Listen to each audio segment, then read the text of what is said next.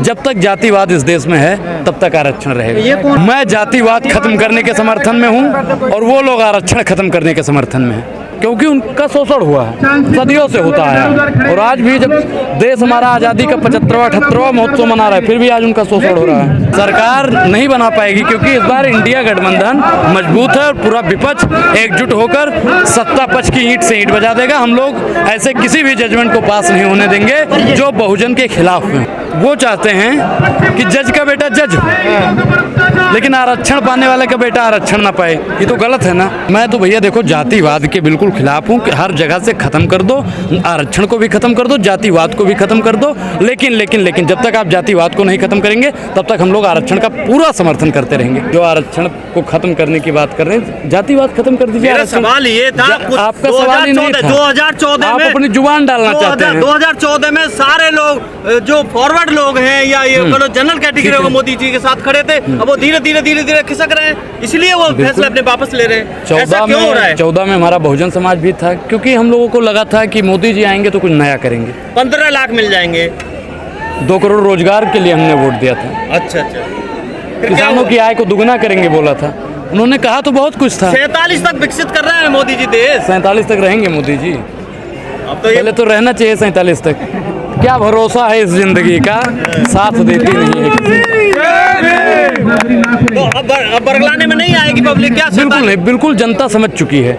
इस बार इनको अल्पमत में भेजा है, अगली बार इनकी जमानत जब्त होगी। अनुराग जी ये बताइए, आप कह रहे हैं कि आरक्षण अभी रहना चाहिए। बिल्कुल रहना चाहिए, जब तक जातिवाद इस देश में है तब तक आरक्षण रहेगा। ये कौन लोग हैं जो कह रहे हैं आरक्षण को खत्म कर देना चाहिए, जातिवाद खत्म हो गया? मैं जातिवाद खत्म करने के समर्थन में हूं और वो लोग आरक्षण खत्म करने के समर्थन में हैं। नहीं, जो जाति खत्म करने की बात कर रहे हैं कि जाति खत्म हो गई, अब देश से छुआछूत खत्म हो गई। बिल्कुल, मैं तो कह रहा हूँ 24 घंटा में कहता हूँ जातिवाद खत्म होना चाहिए। अब मेरी प्रोफाइल उठा के देख लीजिए, सबसे ज़्यादा मैं बहुजनों का सपोर्ट करता हूँ, क्योंकि उनका शोषण हुआ है, सदियों से होता आया है। और आज भी जब देश हमारा आज़ादी का 75वां 78वां महोत्सव मना रहा है, फिर भी आज उनका शोषण हो रहा है।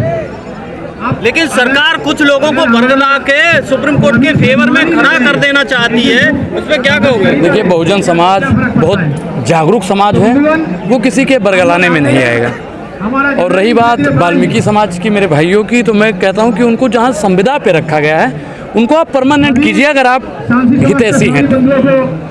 है बात कि नहीं? लेकिन भड़का रहे हैं कि आप जाइए, आपका नुकसान हो रहा है, ये हो रहा है। आप बताइए गटर में काम कौन करते हैं? वही लोग करते हैं ना ज़्यादा। आप बताइए कि उनकी सरकारी नौकरी नहीं है, ठेकेदारी पे रख रखा है। आप उनको परमानेंट कर दीजिए, तब माने। परमानेंट की तो बात छोड़ दिए। अब आप बताइए, अभी तक आप बता रहे थे कि बहुजन हितैषी है सरकार, हाँ? वाल्मीकि समाज की हितैषी है सरकार। अगर वाल्मीकि समाज की हितैषी होती सरकार तो बरगला तो रही है, पूरे देश को बरगला रही है।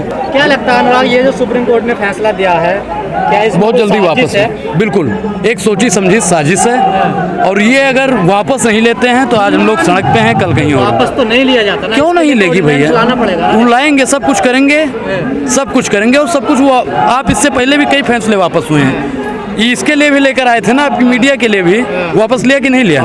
हमारे किसान भाइयों के लिए लेकर आए थे, वापस लिया कि नहीं लिया? बताइए। तो सरकार वापस लेगी ना? पीछे से भर्ती वापस लिया कि नहीं लिया?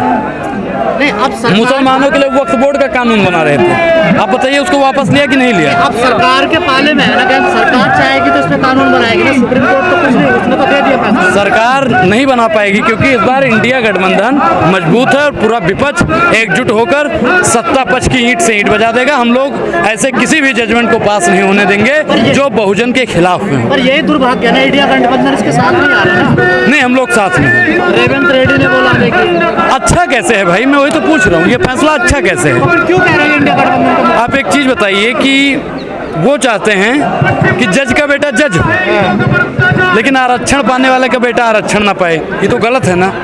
आप चाहते हैं ना कि आपका बेटा पढ़ लिख के आगे जाए, चाहते हैं कि नहीं चाहते हैं?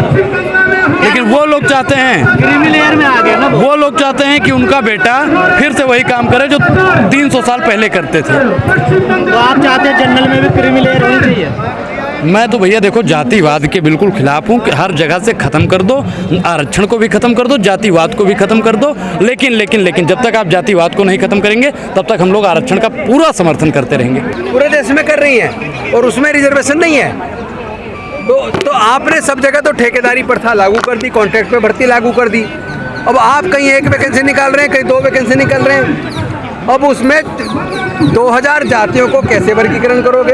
अगर एक के हिस्से में एक आ भी गई तो बाकी जाति का नंबर आते आते तो 500 साल लग जाएंगे। 500 साल तक भी न्याय नहीं मिल पाएगा। तो इसका मतलब ये हुआ कि जहाँ किसी भी वैकेंसी के लिए न्यूनतम क्वालिफिकेशन चाहिए, उसमें एक रिटन एग्ज़ाम है, एग्ज़ाम पास करना ज़रूरी है, उसको नौकरी मिल जाएगी। तो नौकरियां तो वैसे भी नहीं है, तक मिलती रही है, जैसे आज तक मिलती रही है। तो नौकरियां तो आप दे नहीं रहे हैं, भी नहीं आपके पास। सर आप सरकारों पे तो सवाल उठा रहे हैं। आपने कहा कि आरएसएस की साजिश है, लेकिन ये जो ऑब्जर्वेशन और टिप्पणी आई है ये सुप्रीम कोर्ट के जरिए आई है जी। तो क्या आपका सीधा आरोप है कि अब सुप्रीम कोर्ट आरएसएस के इशारे पे काम कर रही है सरकार? नहीं, आप सुप्रीम कोर्ट की जितनी जजमेंट्स आ रही हैं पिछले 10 साल के अंदर, उन जजमेंट्स को आप बारीकी से अध्ययन कीजिए, एनालिसिस करके देखिए। मैं क्रिटिकली एनालिसिस करता हूँ तो मैं ये पाता हूँ मुझे उसके अंदर ज़्यादातर जजमेंट में न्याय नज़र नहीं आता। जो जनता की भावनाओं के उलट जजमेंट्स आती हैं और सत्ताधारी पार्टी के ज़्यादातर फेवर में आती हैं। पूरा विपक्ष मांग कुछ कर रहा है, न्यायिक मांग है, संविधान के हिसाब से मांग है, लेकिन उस मांग को पलट दिया जा रहा है। दूसरा, मुझे एक बात बताइए, अगर मान लो 13 जजों की बेंच है, 7 जज एक बात कह रहे हैं और 6 जज एक बात कह रहे हैं, तो जो 6 जज बात कह रहे हैं क्या वो बेवकूफ़ है? उसको न्यायिक जजमेंट कैसे कहेंगे? बिल्कुल। तो मेरा ये मानना है कि आजकल सर्वोच्च न्यायालय में भी अगर आप बाबरी मस्जिद वाला केस को पढ़ें तो उस केस में आपने बचपन से सुना होगा कि कोर्ट की आंखों पे पट्टी बंधी है और कोर्ट गवाहों से, सबूतों से और कानून से चलता है। लेकिन बाबरी मस्जिद का केस तो आस्था के ऊपर डिसाइड हुआ है। अच्छा सर, जो तमाम आंकड़े हम लोग गिनवा रहे हैं, तमाम बातें कर रहे हैं, तमाम सवाल उठा रहे हैं, लेकिन कहीं ना कहीं एक मैसेज वाल्मीकि समाज के बीच में है कि हाँ वो पिछड़ गए हैं, कहीं ना कहीं कन्विंस नहीं, मैं एक बात कह रहा हूँ, जो पिछड़ गया उनको आगे लाने की व्यवस्था सरकारों को करनी चाहिए, बिल्कुल करनी चाहिए। हम किसी दलित समाज को पीछे छूट जाए इसके फेवर में बिल्कुल नहीं है। कोई ये ना कहे कि हम किसी पर्टिकुलर दलित जाति के खिलाफ कर रहे हैं। बंद का दूसरा एक कारण है कि आपने शिक्षा को इतना महंगा कर दिया कि उस क्वालिफिकेशन के लिए जितना पैसा उस शिक्षा को प्राप्त करने के लिए जो पैसा तो हमारे लोगों पे है ही नहीं। अगर इंजीनियरिंग की बात करें, मेडिकल की बात करें, जुडिशरी की बात करें, वो जानते हैं कि अगर पीछे नहीं हटेंगे तो जो 2 लोग हैं हमारे सहारा, अपाहिज आदमी का सहारा कौन होता है? बैसाखी। ये जो सरकार है बैसाखी वाली सरकार है, चंद्रबाबू नायडू और पलटू चाचा नीतीश कुमार। उनकी वजह से नहीं, आपकी वजह से पीछे हट रहे हैं। जो उनका कोर वोटर है, ब्राह्मण है, वो बहुजन समाज को सपोर्ट कर रहा है। ब्राह्मण जो आरएसएस में मेन पदों पे बैठा है, आप ब्राह्मण ना करें। नहीं, आप जो बताएंगे मैं वही करूंगा। आप बताइए मैं क्या करूं? आपको सेकुलर विचार, आप जो बताएंगे मैं वही करूंगा। पूर्ण है, न्याय प्रिय जो बात है उसको सपोर्ट करना चाहिए, हर आदमी को सपोर्ट करना चाहिए। मेरा विचार तो ये। मैं अभी तक गजल सुना रहा था आपको, कहना वही चाहते हैं। मैं अभी वही गजल सुना रहा था आपको। मैं इतनी देर से समझा रहा हूँ कि समानता आनी चाहिए।